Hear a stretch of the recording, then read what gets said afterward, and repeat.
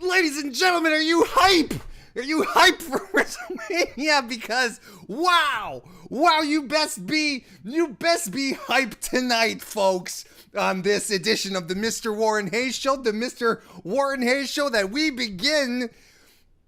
get into right now, covering the SmackDown Live episode of March 26, 2019. Hoo boy! Man, it is good to have everyone here. It is good. I'm gonna tell you guys, it is good to have it's also cuckoo crazy that from an episode of Raw last night, which was to this here tonight, this newsworthy, fun, give the audience what they want kinda episode. We'll get into that. Wow. Oh, man. Oh, man. I am so glad that everyone is here live right now on youtube.com/Mr. Warren Hayes. It's always nice to see all these fantastic people hanging around here. Of course, we have the typical crew of moderators, people very close to my heart. JPQ, Anthony from Smart to Death, Kristen Ashley, Divider.com, Blaine Mendoza as well. Without all their participation, the chat would not be the same, and wouldn't attract such luminaries as Shane Ha, CM Phil, Maven Glean, Wrestling Reverb, as well here. Welcome, Joe Anthony. Whose status is currently employed or unemployed. I'm not quite sure. Robert Larry's here as well. Folks, I want to thank you all for... and Michael Stipney just jumped in as well. Very happy to have you all here tonight. It's very, very exciting. Very, very exciting. And even if you're not watching live, you can watch this later on your own time, and it's still relevant, at least for 24 hours. I mean, these, Raw and SmackDown recaps, they have a shelf life. They have a very short shelf life. You could watch this whenever you want on youtube.com/Mr. Warren Hayes, or you could be listening to this audio as well on your favorite podcasting application, whether it be Apple Podcasts, Google Podcasts, Stitcher, Spotify, Podbean, Himalaya. The Mr. Warren Hayes Show is there. You just go in and you type it into Mr. Warren Hayes, and it should pop up without any issues. And then, if you want to show true support for the Mr. Warren Hayes Show, the best thing that you can do is you take it whatever system of engagement your platform of choice has, whether it be a comment, a like, a starred review, whatever it is, and you just drop one. You just leave one there. A subscription, a follow. Those things help across the board, much more than any amount of money that you could be throwing at me. This type of anything that you can do to help raise the profile of the Mr. Warren Hayes Show is fantastic. Share it out. Share the link out to your friends, your buds, your chums, your pals, your family, your friends over on social media or via greeting card. Whatever way you prefer. Tomorrow evening, it is Wednesday night. That means that on FightfulSelect.com, I will be doing my 205 Live NXT UK recap show. That happens immediately after NXT UK. Of course, Fightful Select is the premium service of Fightful.com, the premier combat sports news site out there. You get all the scoops, you get all the exclusives, you get all the articles, the news, the insight that you want. But then if you head on over to Fightful Select, you just for $5 a month, $5 a month, you get so much more. You get a ton of extra podcasts, including my own, including the Fightful Report, which is done by Sean Rossap every Wednesday as well. You get Steven Jensen, who does the Weekender Report, where he covers non-WWE programming. Sean and I do retro reviews of old pay-per-views. We've got a whole bunch of those already up there. It's a very popular feature over on Fightful. They're a lot of fun to do with Sean. It's a good time.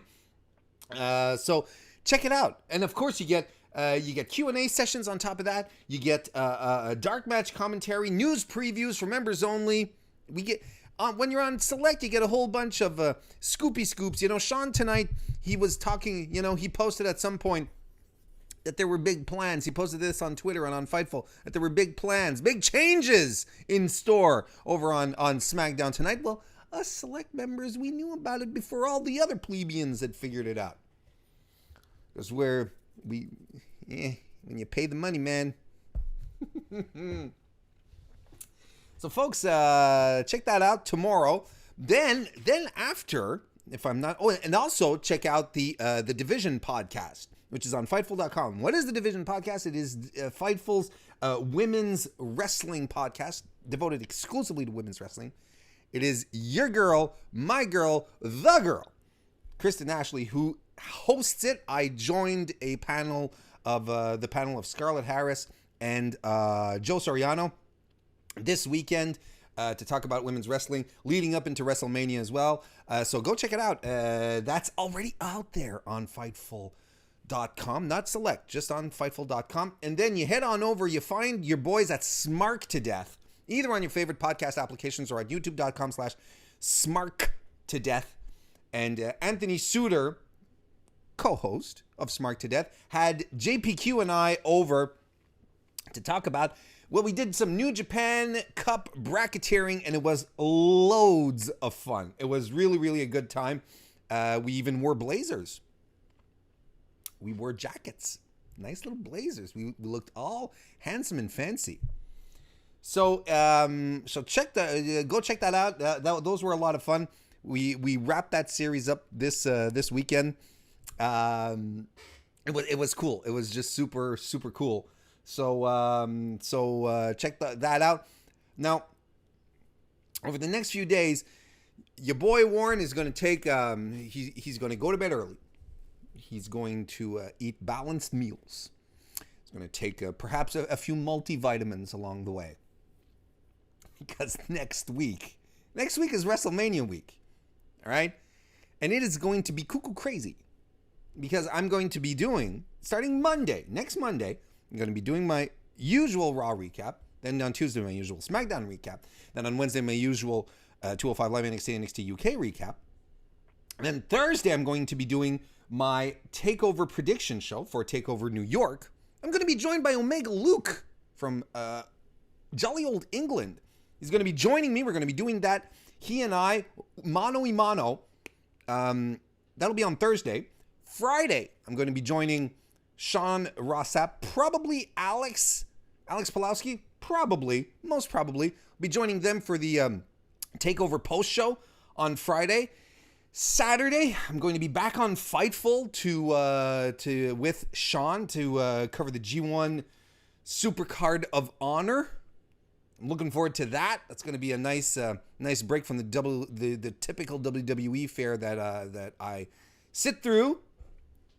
And of course, Sunday is WrestleMania. And right now, I'm not planning on doing any recaps or anything about WrestleMania because, man, I'm going to be beat. I am going to be beat. And then back Monday for Raw, the Raw after SmackDown. I hope you guys will be around for all of that. You know, the best way to do it is if you're on YouTube, you click the little bell icon, then you get all the notifications. I'm also going to have all the streams set up as well on the streaming section of the YouTube page. You can set individual reminders, or you can follow me on Twitter at Mr. Warren Hayes. I tweet a lot of stuff that I do there. Yeah, that's pretty much what I'm going to be doing. I hope you guys are around. Follow me around like little puppies trying to get at the sticks of beef jerky that are sticking out of my pants pocket, my rear pants pocket, that I am carrying around absent-mindedly, not realizing that there's a trail of starving puppies behind me. I hope that's the type of relationship that we develop here. Jamie says, did Warren just continue a promo train, say your prayers, eat your vitamins? That was very close. Very close. But no, it wasn't a Hulk Hogan promo because I didn't say anything racist. So let's start right now. Talking about SmackDown Live. What an interesting episode we had tonight, didn't we, chat? That was really, really interesting. Let's see here. So let me just get my notes in order. There we go. All right. So SmackDown Live tonight started with the New Day coming to the ring, and they are threatening to leave WWE. Xavier Woods says, at least they've been threatening during the course of the week on Twitter. They should start exploring other pastures because of the way that opportunities have been taken away from your boy Kofi Kingston. So Woods is all three of them are in the ring. Woods starts talking. He says, if they can be serious for a moment, which I am convinced, knowing Xavier Woods, it was undoubtedly a Lance Storm reference. I am 100% sure of that. They talk about the last 5 years of them being here. They've traveled the world, performing for all the WWE universe. It's been one hell of an experience. Kind of feeling like it's time to go promo, doesn't it? Biggie says that he and Xavier have discussed walking away from WWE to a resounding chorus of no chants from the audience.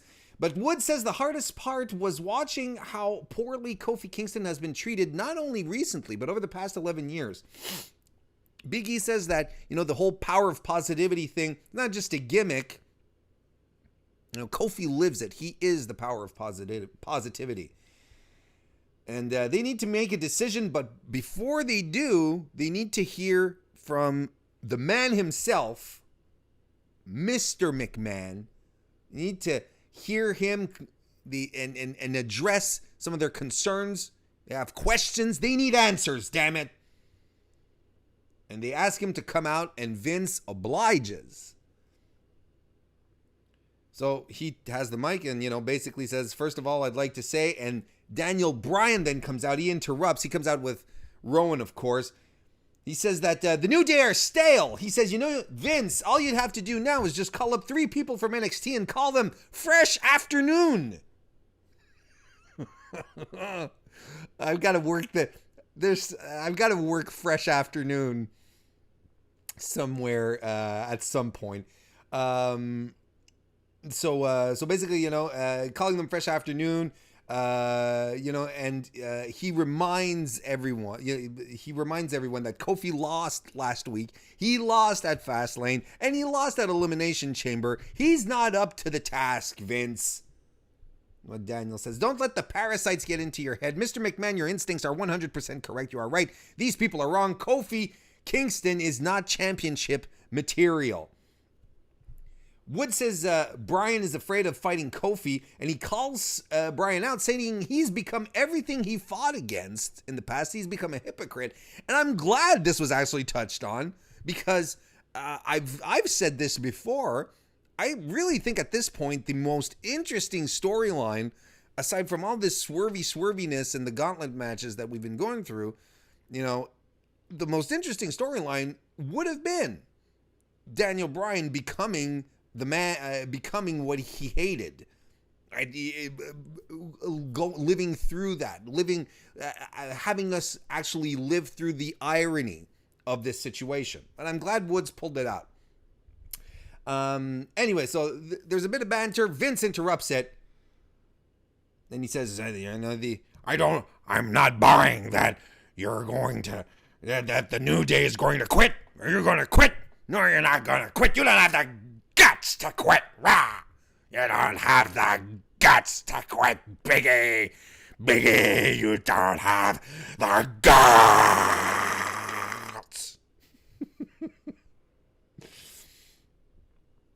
But Kofi, he says Kofi is a B+ player, but that the two of you, maybe you're a B+ tag team. And I'm like, what are you getting at, Vince? If you two can win a tag team gauntlet tonight, Kofi's in at WrestleMania. Vince was not good on the mic tonight, folks. He was just not good. And you know, it's okay. Yeah, he hasn't been a performer in years. He's got a lot of things on his mind. He's starting up a football league. I don't know if you've heard. Maybe you should just stick to that. It was a little confusing. Could someone please ban JPQ from the chat, please? That'd be appreciated. Thank you. So basically, that's the setup for the evening here. The conclusion was a little anticlimactic, but it was a good segment. I liked it. So basically, the New Day are going to be fight in a gauntlet match to determine to secure a spot for Kofi Kingston at WrestleMania. Now, outside this whole thing not making much sense to me, as to why this is something that needs to happen, I'm not excited at the prospect of another gauntlet match.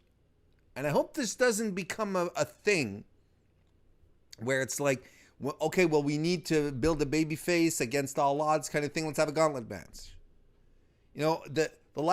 Seth Rollins' gauntlet match last year on Raw was something special because we hadn't seen one in a while, and it was exciting and it was good, and he pulled out a hell of a performance. When I say Seth, he didn't even win, but we all remember it for Seth's performance. Then remember a few months later, the women had a gauntlet match, and it was like squeezed within 15 minutes, and that was shit. The gauntlet match that they had a few weeks ago was super interesting, was good because we didn't know what was going to happen. And, it was the launch of Kofi Mania because Kofi pulled out a stunning performance, and none of us were expecting that. And last week, while we kind of were expecting an outcome, and then this week, while we're kind of expecting an outcome as well, it's not... Gauntlet matches, I feel, work when you have a larger sense of unpredictability, which is not the case here. That just feels... It's a little more contrived. It's not as emotionally investing as an audience, I find. And like CM Phil just said in the chat, the gauntlet match needs to go back to the shed for a while. That's right. They need to put it. They need to put it there in storage, right next to the Punjabi cage for the Punjabi cage match. Just lean it up against it, just like here you go, gauntlet match. Boop, that's it. Just lean it up against it. Becky Lynch is backstage. Becky she's all smiles. She's happy. She was on ESPN. She looks great. Says Becky, what does Becky bring to the match at WrestleMania? Well, here's what are we bringing to the match at WrestleMania? I'm bringing the people. Ronda's bringing the title. And what is Charlotte bringing? And then Charlotte's music comes on, interrupts the backstage segment. That's new. That's unique. Not sure I like it, but it's new. She basically calls Charlotte before the music hits an undeserving third wheel. But when Charlotte comes out, she has a microphone, and she's obviously been paying attention to what Becky's been saying backstage, because she says, "Yeah, you think I'm an undeserving third wheel? Let's see what happens tonight." We get Charlotte in the ring versus Asuka for the SmackDown Women's Championship. And all of us are like, No, wait, hang on. Hang on a second. We're all like this.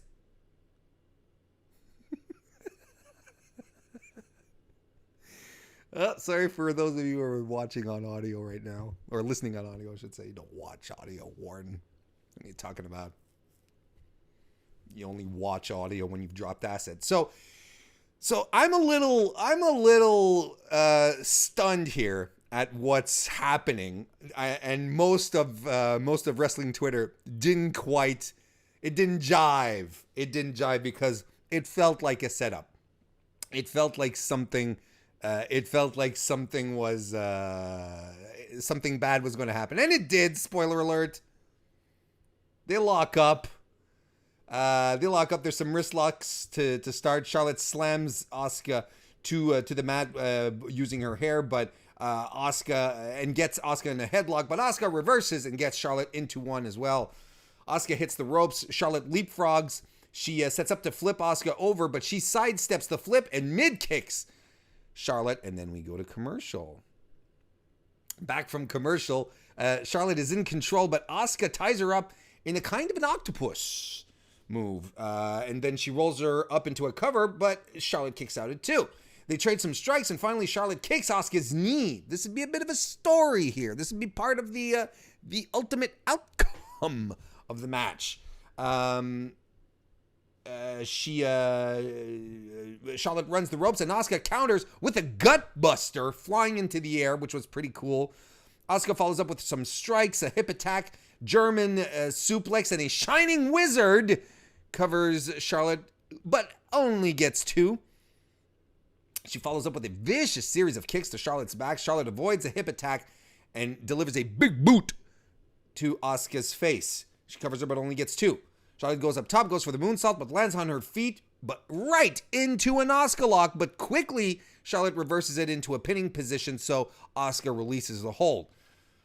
Spinning kick by Asuka follows, covers Charlotte again, but only gets 2. Back from commercial, Charlotte is delivering some choppity flare chops. Asuka reverses a slam into a pin, covers, but only gets 1. She avoids the figure 8 from Charlotte and gets a big kick to the side of Charlotte's head. And I mean a big one. That was a good one. It was so good they replayed it. Covers her, but only gets 2. Asuka goes up top. Charlotte follows up. Shenanigans ensue, and we get a top rope Spanish fly. Now, I'm a big fan of Spanish flies. I think, one of the guys who performs a Spanish fly the best is a gentleman known as Jordan Devlin, who is now wrestling for NXT UK. The thing here for a Spanish fly is that in its very nature, it's best performed by smaller competitors, wrestlers who are not as elongated as others. She's a tall lady. That was both impressive and scary. Much respect to her getting that off the top rope. She covers Asuka after the super Spanish fly, but she can't get it done. Asuka kicks out. So she's frustrated here. She forearms Asuka. Asuka gets her into a triangle, but Charlotte lifts Asuka and slams her down. Covers her for 2.9. There's a lot of positioning that follows, and Charlotte finally gets the figure 8 on Asuka using that leg, that knee that she had worked on, and Empress, she taps, man. She taps. Charlotte Flair is, ladies and gentlemen, your new SmackDown Live Women's Champion.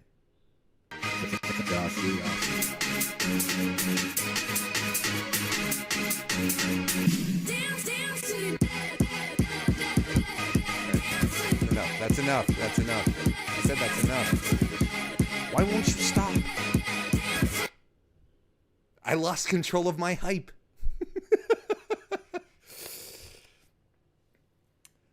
Oh, man. Man. Okay. Now there's a lot of stuff to break down. there's a lot of stuff that there's a lot of stuff to break apart here. Now, folks, chat. Just jumping in, taking a look at what you're talking about. A lot of people aren't happy that I got hype for that, but it's still hype. It's WrestleMania hype. Now, know what you guys in chat think about this, and I don't know if if you're listening to this later on, feel free to leave some comments. Let's chat about this. Let's talk about this. There's a lot of things to unpack here, and although a lot of people are angry. How you doing, Babaruski? There's a lot of people who are very angry at how this whole thing played out. Now, first and foremost, we were supposed to get a fatal 4-woman match, fatal 4-way match tonight. It was supposed to be like Mandy and Sonya and Naomi and Carmella. But plans changed. Plans did change. This was a decision that was kind of made today. This is what Sean was reporting. Apparently, there's a lot of people who today who didn't know that this was going to happen, that the Fatal 4-Way was still going on. So this is, bit of a switch. Would one dare say some hot shot booking? Maybe. Now, I like the fact, I'm going to break this down bit by bit. I like the fact that Charlotte was given this title opportunity because this is part of the Charlotte Flair heel gimmick. This has been part of the story here. This is what Becky's been saying. Charlotte has everything handed to her. Well, what happens? She gets handed the opportunity to take on Ronda Rousey at WrestleMania. She gets handed a title shot 2 weeks before WrestleMania for the SmackDown Live Women's Championship.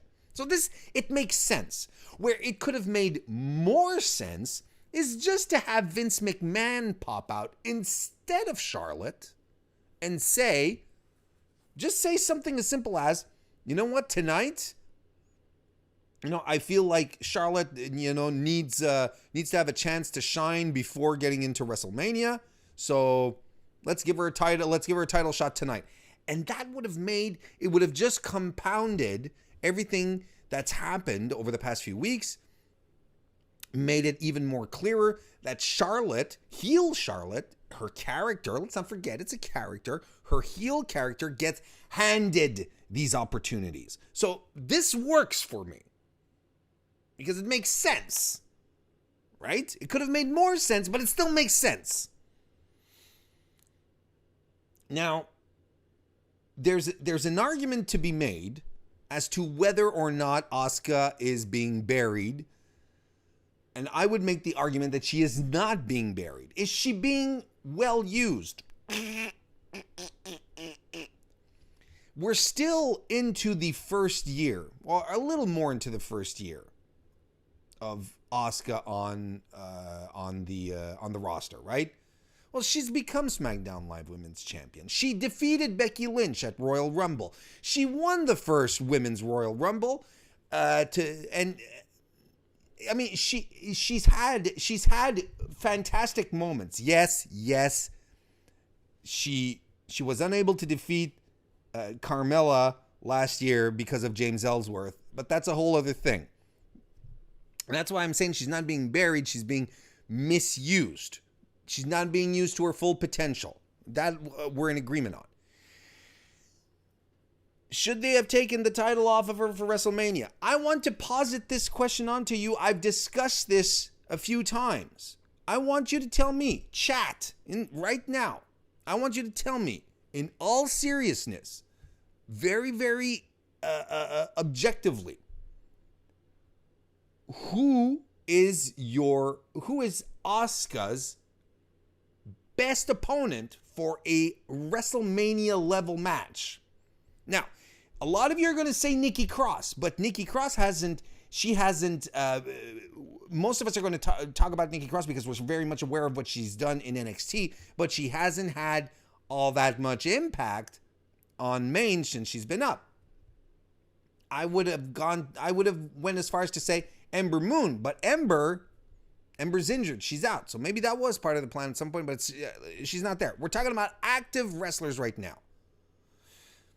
There are no women outside of the top 4 women in the company at the top of the card of the company right now, which are Ronda, Becky, Charlotte, and Asuka. There is no one out of those 4, who are championship level, WrestleMania level caliber stars. I'm not talking about talent. I'm talking about their star power. Their I don't want to use draw power because that's not exactly what I'll go with star power. And this is not on Asuka. It's on none of the women, actually. It's entirely on WWE, who painted themselves into a corner where it's like, well, what do we do with Asuka now? Because we have 3 of the 4 top women who are fighting over one title. And now we have the SmackDown Live champion, and we don't have a legitimate, credible contender for the SmackDown Live title. Sure, they could have done a 4-way, a triple threat, but that would have been another 4-way, another triple threat on the card. Because WrestleMania right now kind of feels like a multi-person, every match feels like a multi-person match. There's a lot of them anyway. So, I kind of feel like WWE painted itself into this inevitability here where they're like, well, what should we do? What are we going to do with Asuka? It kind of makes sense to take the title off of her before WrestleMania, because otherwise you just toss her into a random match where she goes in as champ and everything is a little underwhelming and no one is really satisfied. I don't know what's best. Like I'm kind of being a devil's advocate here because, you know, I'm a big Asuka fan. I've been a huge Asuka fan since she hit NXT. I've been a huge proponent of her. One of the first articles that I wrote on Daily DDT was an article recapping her best matches just as her call-up was happening, to get people on main better acquainted with her. I love Asuka. John Baez talks about, in the chat, how you doing, John? We hadn't seen you in a while. Hope everything's going well, buddy. It says Ruby Riott. Again, Ruby Riott, she's a fantastic worker. We know she can go. But she's not a credible opponent. She had a Raw Women's Championship shot a couple of months ago, and she was squashed on pay-per-view. What was it? Elimination Chamber, right? She was squashed. So they haven't been building the division in and about itself. So now the question that we have here that we're left for, and this is where it can get a little more fun. I'm not mad at the situation. I'm in very much wait and see. I'm in very, very much wait and see territory. What are we doing here? What is the situation? What is the next step? Are we is WWE going to unify the women's titles? Are they going to add Asuka? Make it a fatal 4-way? I don't think so, though. I don't think they're going to do that. Not at this point. Not that since it's been announced and mainstream media has picked up on it. Mainstream media won't be behind all these wrestling shenanigans. Are they going to do the title unification? Maybe a winner takes all? You know, whoever wins the main event leaves with both titles? Or is just the Raw belt going to be on the line? You know what your boy Warren hopes? Your boy Warren hopes that Becky wins WrestleMania, leaves with both straps on her shoulders. Kind of like Daniel Bryan a few years ago. Remember that with the double titles? That was pretty neat. Yeah, she wins with both, goes to the Raw after WrestleMania, and then they decide to unify the titles. That's what I would like. you'd get the visual of Becky holding both titles. Everyone's going bananas. And then the man brings both titles together and unifies them into one. I think we've seen... honestly, it'd be better for the entire women's division. Not just Raw, not just SmackDown. It'd be good for the entire women's division to have a floating women's title. And we've seen in the past few months how it can be a hamper to one of the titles to make it feel, because the SmackDown the SmackDown Live women's title has felt like a secondary title, an afterthought, not even a secondary title, an afterthought, because everything was focused on the Raw title. I'm okay with that. I would be okay with having just one title for the entire women's division. That'd be nice. But you know what? We'll see what happens. We'll see what happens. I'm in wait and see mode. We'll see what happens on Monday. But fingers crossed. Look, at this stage, all that I'm really excited for is seeing Becky Lynch at the end of WrestleMania, standing on a turnbuckle, holding both women's titles in her hand, with confetti falling all around her. Are you kidding me? I have goosebumps just thinking about it. It will be worth sitting through 7 hours of wrestling that day just for that visual. My God.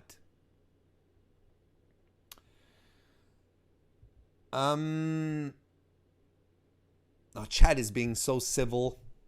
I'm so glad none of you are at each other's throats on this. CM Phil says, I'll tell you what, if this all so they can do a curtain call-esque moment with all the horsewomen holding all their titles, I will be really disappointed. I think okay, I see what you mean. Like having Sasha and Bayley with the women's titles, and then Becky with the Raw title and Charlotte with the SmackDown title. The only thing that would be really weird by doing that is because that would mean Charlotte would have lost her match. So why would she be celebrating if she had lost her match? If all the four horsewomen had their own matches that they would win, then it would kind of make sense. But yeah, but it's a little weird. It's a little weird.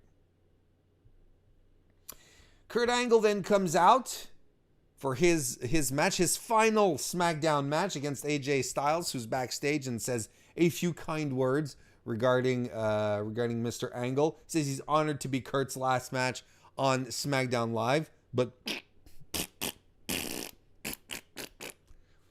not much happened there, did it? Kurt Angle versus AJ Styles. There's a bit of sportsmanship to begin, but right off the bat, he being Kurt hits a release German suplex on AJ Styles. The Angle slam is avoided. Styles rolls into the calf crusher. Kurt reverses out into an ankle lock, and then Randy Orton just hits the ring and RKO's your boy AJ. Boo! If that forces the disqualification. So actually, it forces the DQ, and AJ Styles wins the match. So Kurt Angle, officially in the record books, will have lost his last match on SmackDown Live. And he starts, he being Randy Orton, he starts stomping AJ, but he eats an Angle slam, and that's that.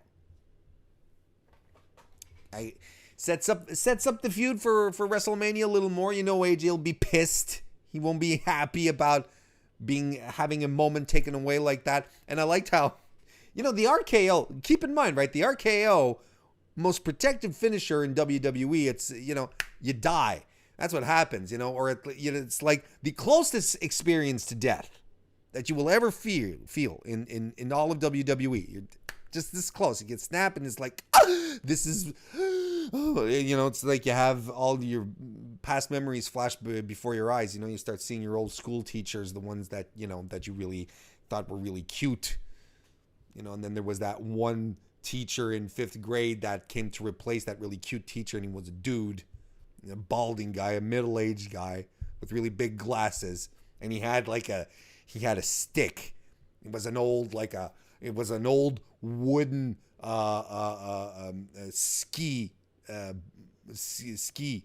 stick, but he took the end off. So then when he'd walk by your desk asking questions, and he'd ask you a question, he'd whack your desk just to make sure everyone was paying attention. It's like, those kind of memories. But anywho, this is basically, it's all how it ended. So, the RKO, this is where I was getting at. The RKO, super protected. And, Kurt is lifting AJ up, because he's like, I want to raise your hand, man, and AJ's like, Kurt, stop picking me up. I'm trying to sell the RKO. I thought that was funny. I thought it was funny because you could really tell AJ was like, no, I need to be selling the shit out of this. This is an RKO. Now next we get a promo. They put Rey Mysterio and Kyle Braxton again in the same interview segment with Dominic again, so that he can once again look like King Kong. Huge. Why did they do that? Well, obviously they did it again because it's got to be a rib. Someone thinks this is really funny backstage. It has to be, because it's the exact same. They got the two of the smallest people on roster, Kyle Braxton and Rey Mysterio, and then Dominic, who he's maybe just like 5'10", 5'9", 5'10", but he looks huge next to those little folk. Anyway, they hyped up the match with Samoa Joe. I wasn't paying attention because Dominic was too big. We have a Shane Haas in chat says, that's not Dominic, it's Lars Sullivan. And Joe Anthony says, Dominic looks like Walter towering over his dad.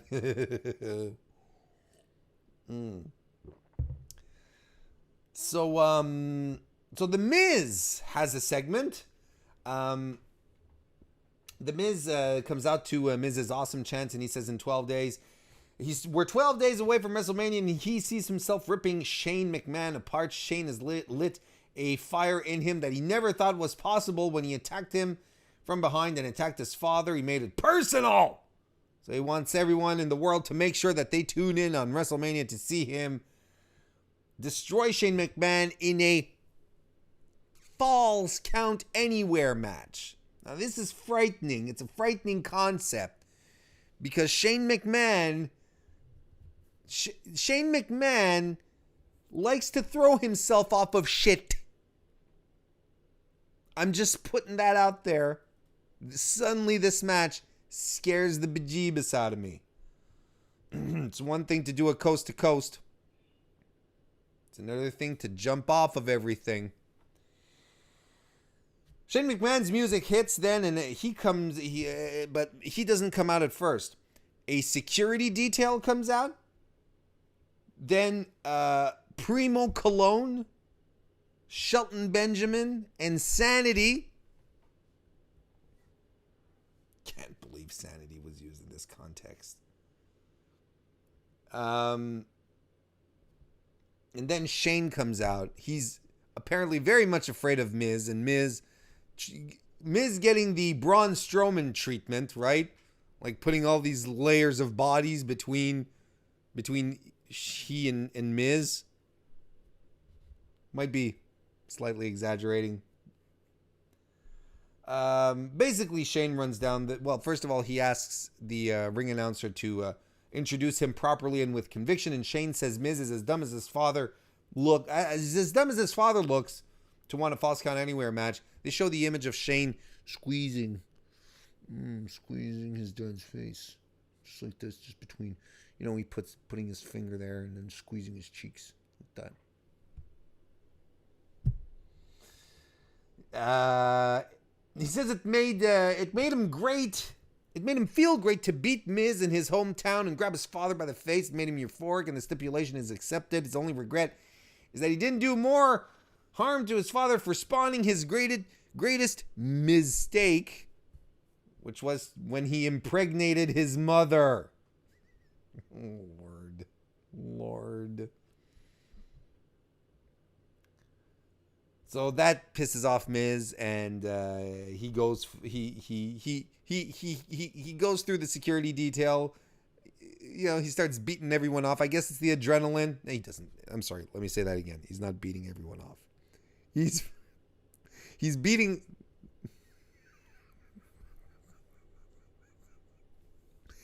He's fighting everyone off.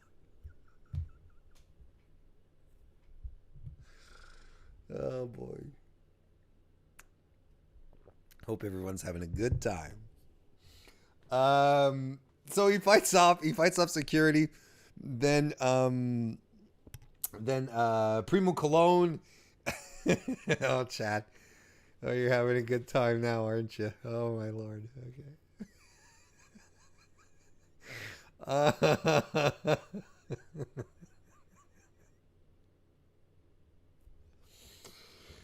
So Primo Cologne and Shelton start to go after him, but he fights them off. He even fights off all of Sanity, including Killian Dane, which is kind of sad.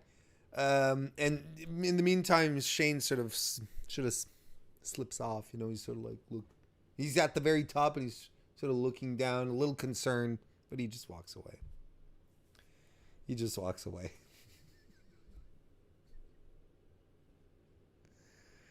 Oh, man. I love you guys in chat, but man, I'm okay. This was it was a fine segment. It was okay, but I kind of felt Shane wasn't as. I didn't feel the heel. Out of him. Oh my god. I mean, I can't. If you want to head to youtube.com/Mr. Warren Hayes after this, and you just click the live chat option as you're rewatching this, you're in for a treat at this stage. Next we have the tag team gauntlet, and the New Day fight for their friend Kofi's spot at WrestleMania. And we start first and foremost with Gallows and Anderson, who come out. Woods hits a dropkick on Carl Anderson. Anderson fights back, but he eats a super kick and then the up, up, down, down, and that's that. Quick as a whistle. Or, yeah. Just quick, not dirty, just clean, fast. And this just stokes the fires of the rumors regarding Gallows and Anderson leaving WWE. You've heard of those, right? You've heard these potential rumors. And then we get a shot of the baby faces backstage around Kofi, watching television, watching the match. Becky Lynch is there as well. She's supporting Kofi as well. She's got his back. Next team coming out are are Rusev and Nakamura. Shinsuke Nakamura, who 1 year ago had won the Royal Rumble and was about to face AJ Styles at WrestleMania for the WWE title, folks. Now we're not even sure what he's doing at WrestleMania this year. So Shinsuke starts and gets the advantage on Woods, drapes Woods over the corner, hits a running knee. Rusev comes in, pummels Xavier Woods some more, tosses him to the floor. We get back from commercial, and Woods is trying to get the tag to Big E. He gets some shoulders in the corner by Rusev, bad vibrations by Nakamura, who then hits a knee drop, covers Woods, but only gets two. A reverse exploder suplex allows Woods to land on his feet and get the hot tag to Big E, who hits some nice overhead belly-to-belly suplexes on Shinsuke, and another belly-to-belly suplex slam on Nakamura. Big running splash, but Rusev comes, but Nakamura then tosses Big E to the outside. Rusev gets tagged in, goes after Big E, who tosses Rusev into the stairs harshly. Those stairs just came apart. This is like Legos. That was crazy. We cut again to the backstage area. More of the babyface locker room is there watching the match. Asuka's there as well. Ali is there. Shinsuke distracts the ref and allows for a double team suplex then by Nakamura and Rusev. Running knee by Nakamura covers Big E, but Woods breaks up the pin. Rusev is then thrown to the outside.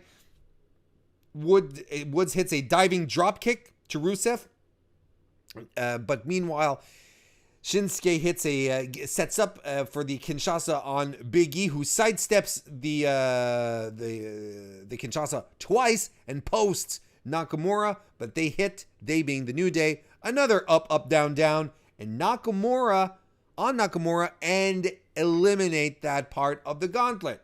So next come the Bar. And commentary puts over the fact, that this is dangerous, storied history between these two teams, long battles, long wars. This is absolutely the case here. The Bar are in control when we come back from commercial of Big E. Cesaro hits the big spin and follows up with a sharpshooter on Big E. Cannot be easy to lock in a sharpshooter with the size of Big E's legs, especially his thighs. But Big E kicks Cesaro off and Sheamus tags in. They work at keeping Big E, cutting him off from Xavier Woods.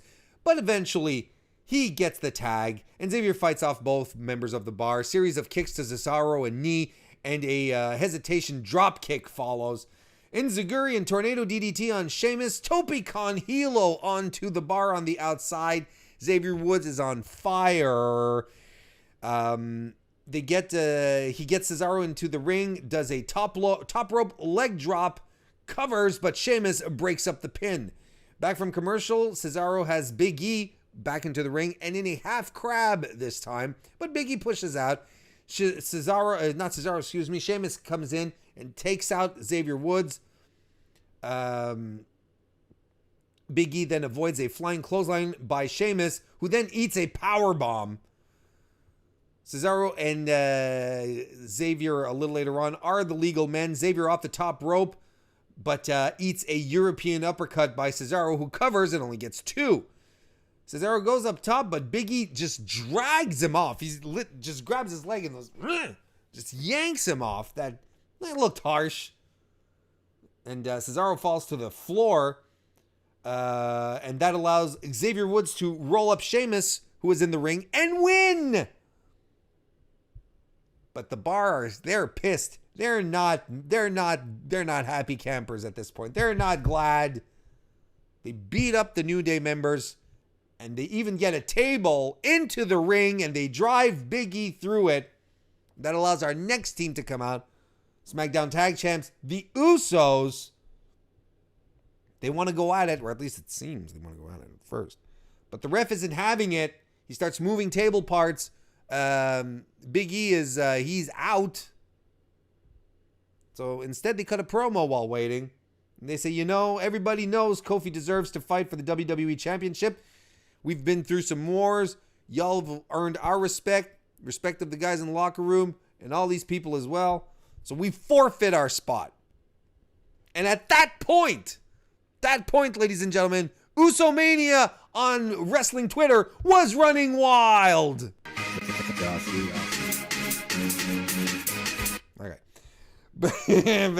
So the final team to come out, turns out, are Daniel Bryan, and Eric Rowan But before that, they're pissed. They're really mad that the Usos are forfeiting. And they trash their locker room. Even Daniel Bryan super kicks the TV. That's how mad he was. You know, kicking all those rare earth elements that are destroying the planet.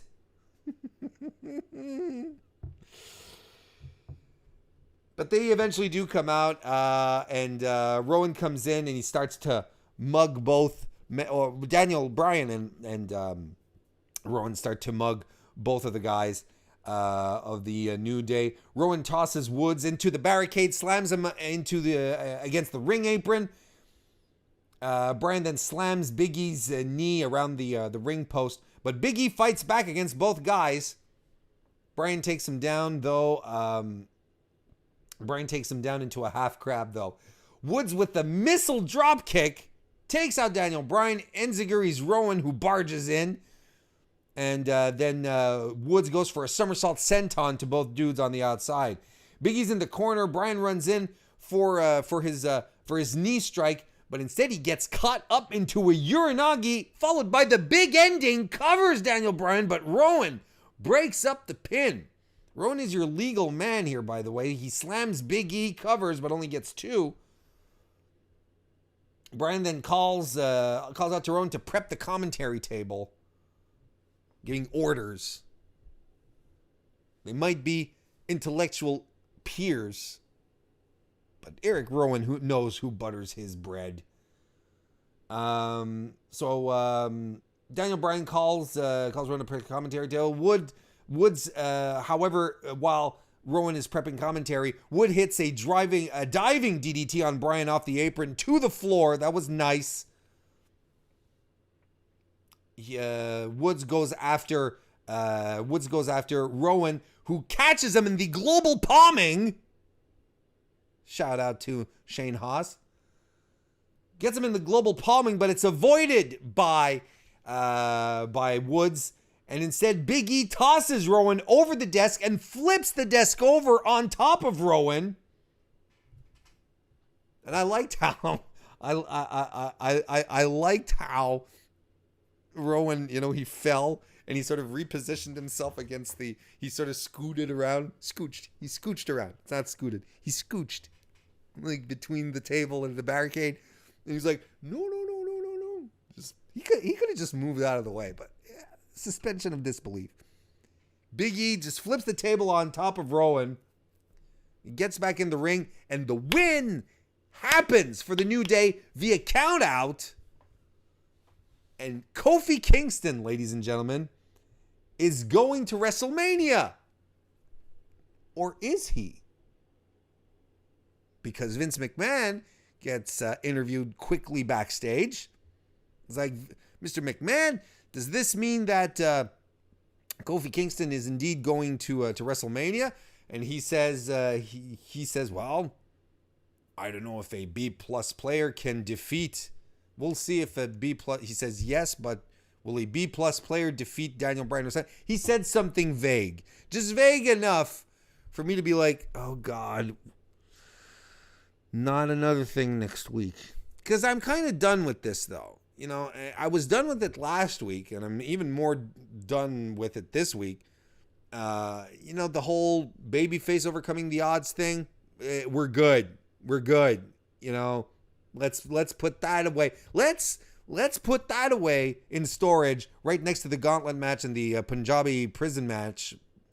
Let's put babyface overcoming all the odds. Let's store that one in a while. We can pull it out later, in a year or two. Just let us miss the concept before bringing it back. Anyway, the whole locker room comes out to celebrate around the ring. It was it's a nice moment, and it's something that is easy to buy into, because everything you hear about Kofi Kingston in general is that everything you hear about Kofi Kingston and how he's and his relationship with people backstage, he's respected. Everyone loves him. He's a hard worker. He's a positive influence. Everybody loves the guy. So it's easy to buy into the fact that the locker room would indeed rally around him like this, and that his buddies would fight for him like they did. It all makes sense. And it turns out this is actually turning into a New Day story as well. I've said it before, I've said it again. Never, ever, ever break up the New Day. There's no reason to it. These guys work so well together. And in the past couple of weeks, being invested into this storyline, into something that they felt very viscerally about, it was a new refreshing face to the New Day as well. Made us, just abandoning the goofy stuff for a little bit, I guess. Just, I feel added to their stock a little more. And made us just reinforce their bond that they have with each other and made it even more credible for us as an audience. The New Day work really well together. Their idea has always been to put each other over, to make sure that they all get their time to shine. Now they focused on Kofi, and it's working. Everything is clicking, is falling into place, and it's crazy when you think, despite my gripes, despite thinking that the whole babyface thing is a little overplayed, despite me thinking that the gauntlet matches are a little heavy-handed, man, it's crazy when you think that this was unquestionably not the plan for WrestleMania. That about 2 months ago, there was one match, one night that happened with a substitute, Kofi Kingston coming in to replace an injured wrestler, and just sparked something, and the WWE had its ear to the ground, had its ear to the ground well enough to pick up on it and act on it and give us a compelling storyline that the audience bought into naturally, organically. And instead of fighting against it, they actually decided to feed it to us. That's cool. And that's something that we have to appreciate as we move into the final week of build-up before WrestleMania. That's next week already. We're just about there, folks. So it's time for everyone to rest up, to get to take the weekend off. Make sure your kids are put away. Make sure the in-laws are locked up, that you can just focus on all the great stuff that is going to be happening WrestleMania weekend. And don't forget, it's not just WrestleMania. We have TakeOver on top of that, G1 Supercard. And then there's so much stuff. Like on Fight TV, there's going to be so much wrestling content going on that weekend. And the days coming up as well. There's so much stuff. It's such a fun time to be a wrestling fan. For real, though. There's something for everyone out there. So there we go. I'm going to wrap this one up, ladies and gentlemen. I want to thank everyone who came and joined in the chat as well.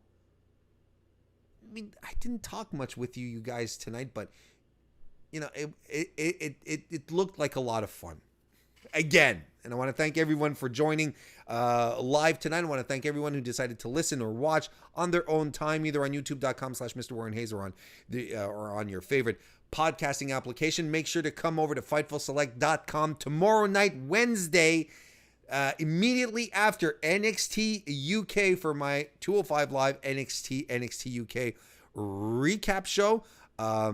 Because that's where it happens, and it's always a lot of fun. I do it live for FightfulSelect.com members. So that is extraordinary. Follow me on Twitter at Mr. Warren Hayes. I post a lot of stuff there, and that's where you can keep up with all my other shenanigans as well. I want to thank you all for joining me this evening, ladies and gentlemen. I'll see you next time.